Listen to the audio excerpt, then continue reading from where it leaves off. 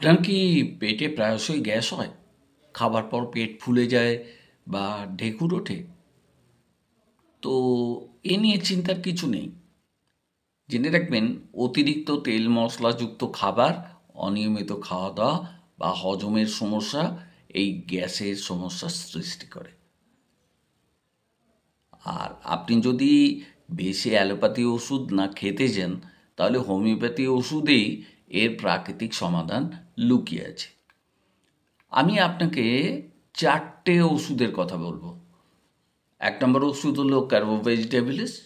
বেশি খাওয়ার পর পেট ফেঁপে গেলে এই ওষুধই খেয়ে দেখবেন। দ্বিতীয় ওষুধ হচ্ছে লাইকোপোডিয়াম।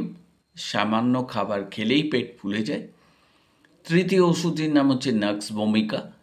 অতিরিক্ত তেল মশলাযুক্ত খাবার, মদ্যপান করা, নেশা করা বা রাত জাগা এবং স্ট্রেসফুল লাইফ লিড করা এই ওষুধের হচ্ছে মূল লক্ষণ। চাইনা অফিসিনালিস, অতিরিক্ত ঢেঁকুর ও দুর্বলতা থাকলে এই ওষুধটি অত্যন্ত কাজ করে। তো গ্যাসের সমস্যা যদি বারবার হয়, আপনি এই ওষুধগুলো প্রাথমিকভাবে খেয়ে দেখতে পারেন আপনার সিমটমের সঙ্গে মিলিয়ে। তবে সমস্যা যদি অধিক গুরুতর হয়, তাহলে কিন্তু ডাক্তারবাবুর সহায়তা নিতেই হবে। আর এই হোমিওপ্যাথি ওষুধের উপরে নির্ভর করছে আপনার ভালো থাকা।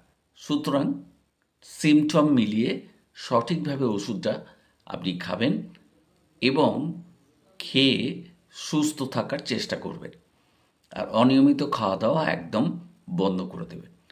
যদি ভালো থাকেন, তাহলে অবশ্যই কমেন্টে জানাবেন আপনি কেমন আছেন।